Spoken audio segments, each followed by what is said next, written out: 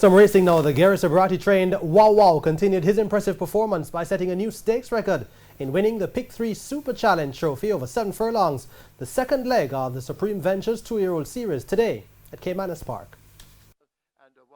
Having dominated his peers in 6 races, winning by 46 lengths, the punters made the Gary Sobrati bake-cold Wow Wow the 1-5 favourite in bidding for his 7th consecutive victory and making it 2 straight in the 2-year-old series. It was the Wayne DaCosta-trained DJ's Boy, ridden by Radish Roman, who left the gate flying with Wow Wow and favourite jockey Amit Robles hot on his heels.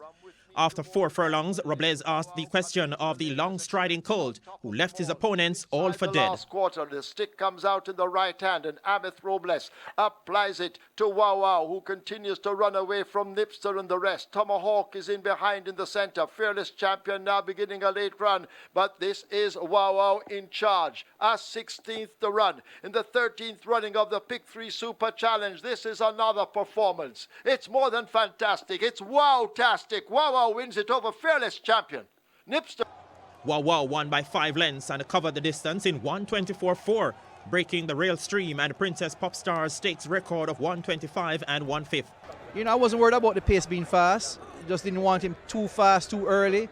And it went really fast, 45 for the first half mile, which is, you know, really fast for going the distance of ground for 2-year-olds. And, you know, he finished the race really strong, very comfortable. I think the jockey stopped riding him half a furlong out. What it does really is say that we have a very good horse, and we hope that he can remain sound.